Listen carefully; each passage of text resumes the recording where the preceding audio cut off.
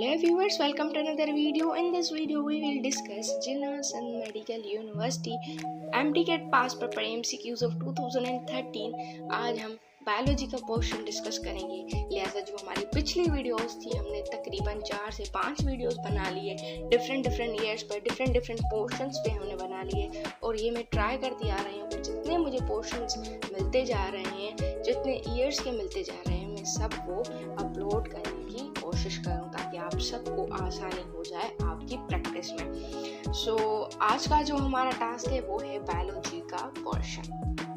Clear हो गई बात? जो चलते हैं। अच्छा जी, तो हमारे पास अपना फर्स्ट क्वेश्चन आ गया। सो स्टार्ट करते हैं। In the Krebs cycle substrate level phosphorylation accomplish the formation of. ये जो सबस्ट्रेट लेवल फॉस्फोराइलेशन है उसकी बनावट से हमें क्या मिलेगा? देखिए, सबस्ट्रेट लेवल फॉस्फोराइलेशन जब अकर होती है ना, वो अकर होती है अल्फा कीटोग्लिसरिक एसिड के बाद। तो अल्फा कीटोग्लिसरिक एसिड से क्या बनेगा? हमारे पास सक्सिनिक एसिड बनेगा। एक्चुअली सक्सिनिक एसिड हमें किस तरह से बनता है कि सक्सिनाइल कोई कन्वर्ट होता है सक्सिनिक एसिड में और सक्सिनेट बन जाता है। तो ऐसा ही सबस्ट्रेट लेवल फॉस्फोराइलेशन अकॉम्प्लिश करता है फॉर्मेशन ऑफ सक्सिनेट। तो ये क्रेब साइकिल की प्रॉपर्टीज में लिखी हुई है बात। So C is correct option. Next, when a physician indicates the knee jerk reflex by trapping tendons in the knee, the normal response is for lower lung to swing forward. What does happen? तो अगर उस आदमी को अपनी जो leg है आगे खींचनी है तो उसे क्या करना पड़ेगा? बेसिकली क्वेश्चन ये बोल रहा है। तो ये तो सिंपल है, मतलब अगर आप कॉन्सेप्ट लगाएंगे ना तो आपके क्या होंगे, muscles in the front of thigh, जो आपके थाई के पहले वाले मसल्स हैं फ्रंट वाले, वो कंट्रैक्ट करना स्टार्ट करेंगे। जब वो कंट्रैक्ट करेंगे फ्रंट वाले तो ऐसा ही हो जाएगा। ऐसे जो आपके बैक वाले क्या करेंगे, वो रिलैक्स करने की ट्राई करेंगे। तो ए इज करेक्ट ऑप्शन। चलते हैं नेक्स्ट एमसीक्यू की तरफ। One of the following which is incorrectly paired one, मतलब वो कौन सा है जो इनकरेक्ट है? देखिए, रॉबर्ट जो था उसने सेल वॉल बनाई थी, उसके बाद रॉबर्ट ब्राउन था उसने न्यूक्लियस बनाया था, शेल्डन एंड शेवा ने सेल थ्योरी दी थी, बिल्कुल सही बात है। वॉटसन एंड क्रिक ने डीएनए मॉडल दिया था, बिल्कुल सही बात है। लेकिन विर्चो जो था उसने mosaic model of plasma membrane नहीं दिया था। अच्छा जी, अगर विर्चो ने mosaic model of plasma membrane नहीं दिया था तो किसने दिया था? सिंगर एंड निकोलसन ने दिया था model mosaic of plasma membrane. तो ये ऑप्शन हमारा इनकरेक्टली पेयर है, लेकिन ई ऑप्शन हमारा फिर भी करेक्ट वन साबित हुआ क्योंकि ये ही वो पेयर है जो इनकरेक्टली पुट किया गया है। बाकी सब जो हैं वो करेक्टली पुट किए गए हैं। इस हिसाब से जो हमारा करेक्ट ऑप्शन बनेगा वो कौन सा बनेगा? ई। चलते हैं अपने नेक्स्ट एमसीक्यू की तरफ। Identify the phylum in which larva is bilateral symmetrical but adult is radial symmetrical. अच्छा जी, ये जो है ना फाइलम्स किंगडम एनिमेलिया के हैं, मैंने सारे ट्रिक्स की मदद से समझा लिए हैं। उसमें ये भी पॉइंट मैंने हाईलाइट करवाई थी एकाइनोडर्मेटा की कि जो इनके लार्वा होते हैं ना बायोलैटरल सिमेट्रिकल होते हैं और जब वो अडल्ट हो जाते हैं तो वो रेडिकल सिमेट्रिकल हो जाते हैं। अगर आपने अभी तक वो ट्रिक्स वाली एनिमेलिया की वीडियोस नहीं देखी तो आप चाहें तो वो भी विजिट कर सकते हैं, मैंने उसकी भी लिंक डिस्क्रिप्शन में दे दी है। क्लियर हो गई बातें? सो यहाँ पे तो हमारा जो करेक्ट ऑप्शन बनेगा वो सी बनेगा। अच्छा, तो हमारे पास नेक्स्ट क्वेश्चन आ गया that the botanical name of gum trees, कि जो गम ट्री है उसका बॉटनिकल नेम क्या होगा? देखिए, सिलेबस 2023 में वैसे तो ये इंक्लूडेड नहीं है टॉपिक, लेकिन फिर भी आप मेमोराइज कर लें क्योंकि कभी कभी वो चीज़ें नहीं देते सिलेबस में, फिर भी वो पूछ लेते हैं क्वेश्चन की हेल्प से। तो इसका जो करेक्ट ऑप्शन बनेगा ना वो असासिया नेलोटिका बनेगा। ये बुक की वैसे तो पॉइंट है, बुक में सबके बॉटनिकल नेम है, तो A is correct option. Next question आ गए जी हमारे पास, that how many metacarpals are present in hand. ये जो हाथ होता है उसमें कितने मेटाकार्पल्स प्रेजेंट होते हैं? याद रखें, मेटाकार्पल्स जो होते हैं ना वो 5 होते हैं। अच्छा जी, अगर बात की जाती कार्पल्स बोन की तो कार्पल्स बोन होते हैं 8।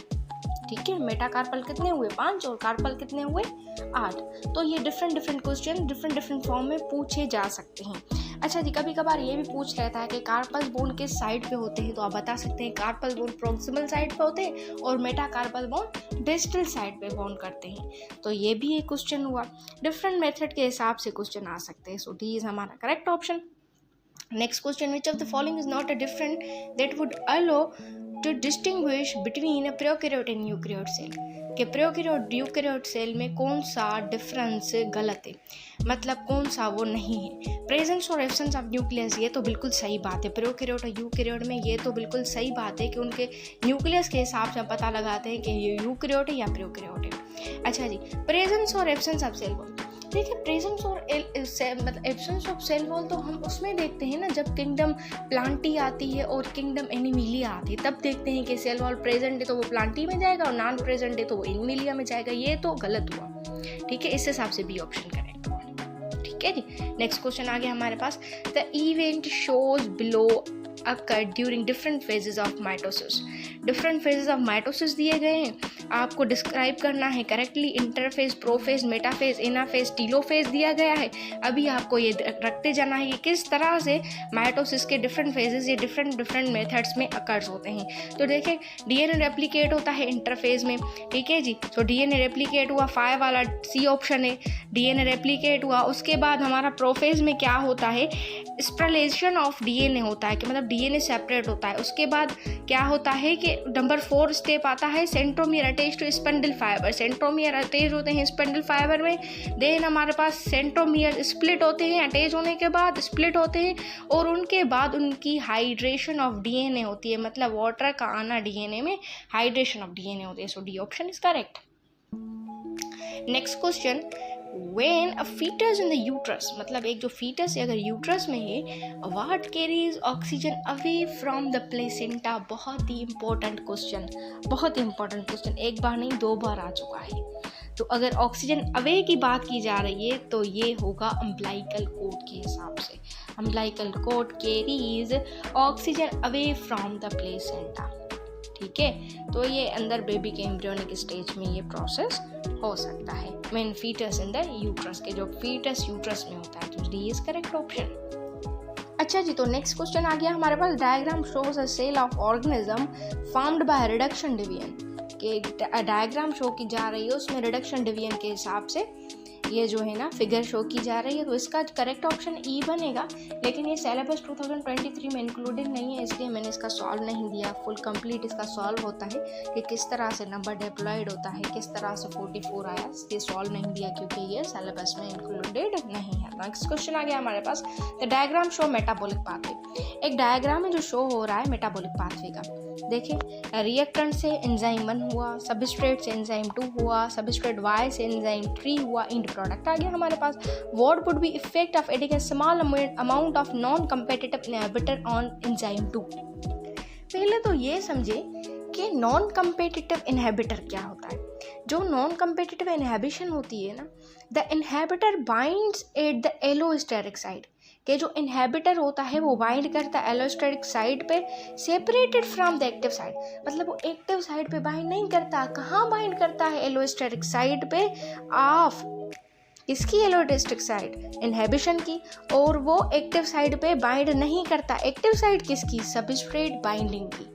तो देखिए अगर वो एक्टिव साइड पे नॉन कम्पिटिटिव इनहिबिटर बाइंड ही नहीं करेगा तो उसका जो नॉन कम्पिटिटिव इनहिबिटर का इफेक्ट होगा वो भी तो निग्लेजिबल होगा ना। तो इस हिसाब से हमारा ई ऑप्शन करेक्ट हुआ। चलते हैं नेक्स्ट क्वेश्चन की जानिब। Which type of protein contains the 3 dimensional structure.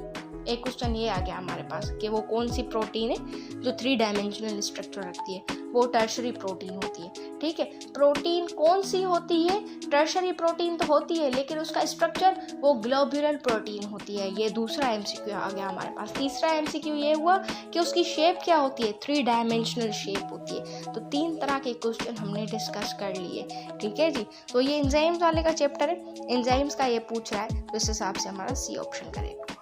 तो हमारे पास नेक्स्ट क्वेश्चन आ रहे हैं that which process are essential in making nitrogen in dead plants material available to growing plants, कि वो कौन से प्रोसेस ज़रूरी होते हैं, इंपॉर्टेंट होते हैं। तो देखिए किसी भी प्लांट को ग्रोथ कराने के लिए वो क्या क्या ज़रूरी होता है इस क्वेश्चन के हिसाब से, तो वो होता है एक तो अम्यूनिफिकेशन मतलब अमोनिया का होना, और दूसरा होता है नाइट्रिफिकेशन। अमोनिया है तो नाइट्रिफिकेशन तो बजाते ज़रूर होगी, उसके बाद नाइट्रोजन फिक्सेशन। ये जो तीनों चीज़ें हैं ना एक दूसरे से रिलेट करती है, इसलिए ये तीनों प्रोसेस एसेंशियल है in making the nitrogen in dead plants material available to growing plants. ठीक है जी, तो हमारा जो सी ऑप्शन है वो करेक्ट हुआ। Which of the following describe the movement involved the breathing out? मतलब breathing out का मतलब क्या हुआ? एक्सेल करना। एक्सेलेशन में कौन कौन से प्रोसेस इन्वॉल्व होते हैं? उसकी रिब्स की मूवमेंट किस तरह से होती है? एक तो डाउनवर्ड और दूसरा इनवर्ड। ठीक है, और मूवमेंट ऑफ डायफ्राम किस तरह होती है? सिर्फ अपवर्ड। अच्छा जी, ये हो गई ब्रीथिंग आउट मतलब एक्सेलेशन। अगर आप ब्रीथ इन करें मतलब इनहेल करें तो आपका डायफ्राम जो होता है ना वो कंट्रैक्ट करता है और इसके अपोजिट हो जाता है, वो डाउनवर्ड हो जाता है। और उसके बाद रिब्स की जो मूवमेंट होती है वो अपवर्ड भी होती है और आउटवर्ड भी होती है। मतलब ब्रीदिंग आउट और ब्रीदिंग इन एक दूसरे के इनवर्स में काम करते हैं। अगर ब्रीदिंग आउट डाउन इन हो रही है तो वो अप एंड क्या होगी? आउटवर्ड। तो इसका B option correct. Next question आ गया हमारे पास। ये जो क्वेश्चन है diagram show a simplified nitrogen cycle, ये सिलेबस में इंक्लूडेड नहीं है, लेकिन इसका जो करेक्ट ऑप्शन बनेगा वो ए ऑप्शन करेक्ट बनेगा। ऐसे अभी डायग्राम वाले इतने क्वेश्चंस नहीं आते, अभी सिर्फ थ्योरेटिकल क्वेश्चन सिंपल से कॉन्सेप्चुअल क्वेश्चंस बहुत ज़्यादा आते हैं। ये मेमोराइज करने की नीड नहीं है आपको, लेकिन फिर भी आंसर बता दिया मैंने। Next question, in commercial manufacture of insulin a gene is inserted in which of these? ये इंपॉर्टेंट क्वेश्चन है, 2 बार आ चुका है। तो जो जीन होती है ना वो इंसर्ट होती है DNA of bacterium. E coli bacterium होता है उसमें जो होती है ना वो इंसर्ट होती है। तो इसका जो करेक्ट ऑप्शन बनेगा वो सी बनेगा। इसको मेमोराइज कर लें। इसका जो है ना वो सी ऑप्शन करेक्ट है। अच्छा जी, तो क्वेश्चन आ गया हमारे पास। The diagram shows a model of demonstrate the mass flow hypothesis of translocation in a plant. What are the structure W, X, Y and Z and what is the direction of flow of solution along W? के W के along solution का flow कैसे है? तो देखिए यहाँ पे जो आपको Y नज़र आ रही है ना, ये एक ऐसा सॉल्यूशन है जहाँ पे ग्लूकोज की जो मिकदार है ना वो बहुत ज़्यादा है। और यहाँ पे जो आपको Z नज़र आ रही है हाईलाइटेड, ये एक ऐसी पॉइंट है जहाँ पर ग्लूकोज की जो मैन्युफैक्चरिंग है ना वो बहुत लो है। क्लियर? ये दोनों चीज़ें क्लियर। उसके बाद जो W है ना आपके पास, ये W है फ्लोएम। फ्लोएम क्या करता है? ये फोटोसिंथेसिस करता है और ट्रांसपोर्ट कराता है लीव्स टू रूट्स। लीव्स क्या है? Y और रूट्स क्या है? Z। ठीक है, तो हमारे पास नीचे भी यही कॉन्सेप्ट बना है। W हमारे पास फ्लोएम हो गया, जैसे कि मैंने बता दिया। जाइलम हमारा नीचे वाला है, फ्लोएम के नीचे वाला जाइलम हो गया। रूट्स जो है हमारी Z वाली हैं, और हमारे पास जो Y है ना वो है हमारे पास लीव्स। तो डायरेक्शन कैसे हुई? डायरेक्शन यहाँ पे हुई from Y to Z। Y से आएगा ग्लूकोज, जहाँ पे ज़्यादा है वहाँ पे कम ग्लूकोज वाले तरफ आएगा, जहाँ पे कम है विच इज़ कम कहाँ पे है? Z पे कम है। तो डायरेक्शन किस तरह से हुई? From Y to Z। So थोड़ा सा समझने वाला क्वेश्चन है जस्ट, उसके बाद आपको सॉल्व आ जाएगा। So B is correct one. So next question आई है हमारे पास that many scientists believe that one of the following is all evolutionary origins of animals, plants and fungi। कि हम जो हैं वो evolutionary origins हैं एनिमल्स के, प्लांट्स के और फंजाई के। वो किस तरह से? कि वो अल्जाई से पहले आए थे। अल्जाई या अलगी, ये उनसे पहले आए थे। एनिमल्स, प्लांट्स और फंजाई, ये माना जाता है, साइंटिस्ट का बिलीव है कि वहाँ से ही आए हुए हैं। सो ये इसका जो करेक्ट ऑप्शन बनेगा वो बी बनेगा। Next question, in the human body blood circulating from the gut to heart passes through the, मतलब जो ब्लड होती है ना हमारी गट से और हार्ट तक जो सर्कुलेट करती है वो पहले पास होती है लिवर में से। इंपॉर्टेंट पॉइंट है, बहुत ज़्यादा इंपॉर्टेंट पॉइंट है। कॉन्सेप्ट बना ले कि गट से हार्ट तक जो ब्लड सर्कुलेट करती है वो पास करती है लिवर को। तो इस हिसाब से हमारा कौन सा ऑप्शन करेक्ट बनेगा? हमारा ऑप्शन करेक्ट बनेगा वो है ऑप्शन नंबर सी। सो हमारे पास नेक्स्ट क्वेश्चन आ गया that the diagram shows the 4 types of human tooth. के जो डायग्राम है ना ये टूथ के बारे में दी गई है। कौन कौन से? इंसाइजर्स हैं, कैनन्स है, प्रीमोलर्स है और मोलर्स है। Which teeth are used for cutting rather than grinding food. कि वो कौन से टीथ हैं जो मतलब कटिंग का प्रोसेस करते हैं। तो याद रखें, जो इंसाइजर्स होते हैं और जो कैनन्स होते हैं ना, ये दोनों कटिंग का प्रोसेस करते हैं। कटिंग का प्रोसेस इंसाइजर्स और कैनन्स करते हैं। और अगर स्पेशली प्रीमोलर्स की बात की जाए ना, वो टीयर भी करते हैं और ग्राइंड भी करते हैं फूड को इनटू द स्मॉलर पीसेस। जब हम उसको खाने को चबाते हैं ना, तो उनको स्मॉलर पीसेस में कन्वर्ट भी करते हैं। और उसके बाद अगर मोलर्स की बात की जाए तो उनका भी रोल क्या होता है, ग्राइंड करना होता है। पीसेस में उनको भी ग्राइंड करना होता है ताकि वो हम आसानी से अब निकल जाएं अपनी बॉडी के अंदर। तो हमारा ए ऑप्शन करेक्ट हुआ।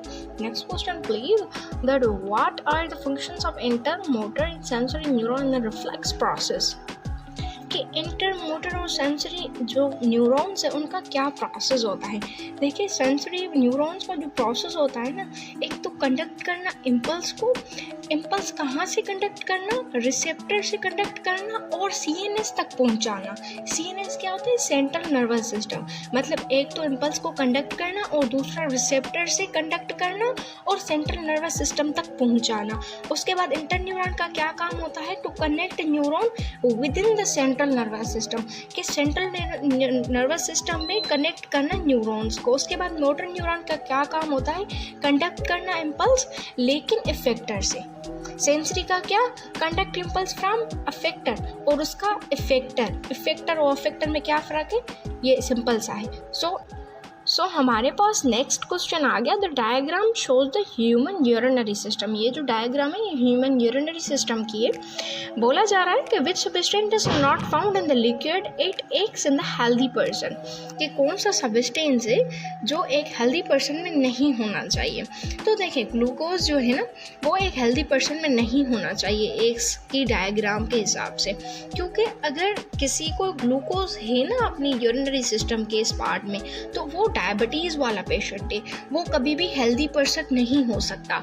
लिहाजा सॉल्ट, टॉक्सिन और वाटर जो होते हैं ना, वो किसी भी नॉर्मल पर्सन में हो सकते हैं। तो ए ऑप्शन करेक्ट हुआ। Next question, male and female sea urchins release their sperms and eggs into water where fertilization takes place. How can they reproduce?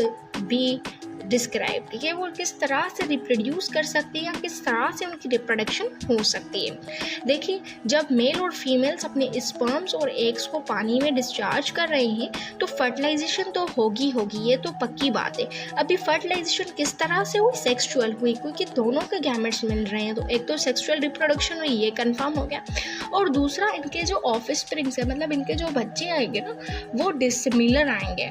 उनकी जो शक्ल होगी वो एक दूसरे से मुख्तलिफ होगी, क्योंकि गैमेट्स मुख्तलिफ है, स्पर्म्स और एग्स। तो C is correct option. Which vertebrate groups have scaly skin, कि उनकी जो स्किन होती है वो स्केल्स की बनी हुई है। तो वो होती हैं फिश और रेप्टाइल्स की। जब आप फिश को देखेंगे ना, तो उसकी स्किन खुरदरी सी होती है, स्केली होती है। तो हमारा डी ऑप्शन यहाँ पे भी करेक्ट हुआ। फिश और जो रेप्टाइल्स होते हैं उनकी जो स्किन होती है वो स्केल टाइप होती है। सो यस, इसके जो करेक्ट ऑप्शन है वो डी है। सो नेक्स्ट क्वेश्चन आ गया, the following reaction occurs in human alimentary canal, के जो ये रिएक्शन है ये ह्यूमन के एलिमेंट्री केनाल में होते हैं, लेकिन किस लिहाज से होते हैं, इसका एंजाइम क्या होता है और प्रोडक्ट क्या होता है। What is the enzyme and the product. तो स्टार्च, एंजाइम, प्रोडक्ट। स्टार्च का किससे रिलेशन होता है, अमाइलेज। अमाइलेज क्या होता है, एक एंजाइम है, ठीक है जी। और उसके बाद प्रोडक्ट की अगर बात करें तो एंजाइम का जो प्रोडक्ट होता है ना, अमाइलेज का प्रोडक्ट, वो होता है माल्टोज, ठीक है। थोड़ा सा समझना है इस क्वेश्चन को कि ह्यूमन एलिमेंट्री केनाल में यह प्रोसेस होता है कि एंजाइम हमारे पास अमाइलेज होती है और प्रोडक्ट हमारे पास माल्टोज होता है। C is correct option. Archaeopteryx is the transitional stage between the members of which of the following pairs. ये बुक की पॉइंट है, एवोल्यूशनल वाले स्टेप में ये लिखी हुई है पॉइंट कि ये जो है ना रेप्टाइल्स और बर्ड्स के बीच में जो होती है ना, ये ट्रांजिशनल स्टेज होती है। तो इसका हमारे पास कौन सा ऑप्शन करेक्ट बनेगा, ऑप्शन नंबर डी। सो अभी चलेंगे हम नेक्स्ट क्वेश्चन की जानिब, बाकी आखिरी 3-4 क्वेश्चन रहते हैं I think. So next question आता है फ्लोरल फार्मूला ऑफ फैमिली मोमोसिकाइज। देखिए, पहले जो सिलेबस था ना वो फुल बुक का होता था, तभी ये क्वेश्चंस आते थे, लेकिन अभी 2021 का सिलेबस कुछ चेंज हो गया है, तो इस तरह क्वेश्चंस नहीं आते, ये टॉपिक्स ही कट कर दिए हैं। लेकिन इसका करेक्ट ऑप्शन डी है, फिर भी आप याद कर लें, लेकिन इस तरह के क्वेश्चंस तो हमारे पास आज का लास्ट क्वेश्चन आ गया, the diagram represent two liquid separated by a membrane through which osmosis can occur. तो यहाँ पे की दी गई है, अगर छोटा सा सर्कल देखें तो वो मॉलिक्यूल ऑफ वाटर, अगर बड़ा सा सर्कल देखें तो मॉलिक्यूल ऑफ डिसॉल्व्ड सब्सटेंस है। What movement of molecule will occur, कि किस तरह से मॉलिक्यूल्स की मूवमेंट अकर होगी। देखिए ऑस्मोसिस ऐसा प्रोसेस है जहाँ पर जो है ना वाटर की मूवमेंट होती है या सॉल्वेंट्स की मूवमेंट होती है through the semi permeable membrane. तो क्या करते हैं, वो लो कंसंट्रेशन से हाई कंसंट्रेशन की तरफ जाते हैं, ठीक है। तो यहाँ पे लेफ्ट वाले जो है ना वो लो कंसंट्रेशन में, तो वो कहाँ जाएंगे, हाई कंसंट्रेशन की जानिब। हाई कंसंट्रेशन कहाँ है, राइट पे। तो यहाँ पे molecules, water molecules move from left to right. So अच्छा जी, तो ये था हमारा आज का वीडियो जो हमने बायोलॉजी के पोर्शन के साथ डिस्कस कर लिया है। अगर आपको किसी और पास पेपर चाहिए ईयर के तो वो भी आप कमेंट सेक्शन में बता सकते हैं, और जो मैंने पिछले वाले पास पेपर्स बना दिए हैं उनकी भी लिंक डिस्क्रिप्शन में दे दी, आप चाहे तो विजिट कर सकते हैं। If you like this video, like, share and subscribe this channel. So thank you for watching this video.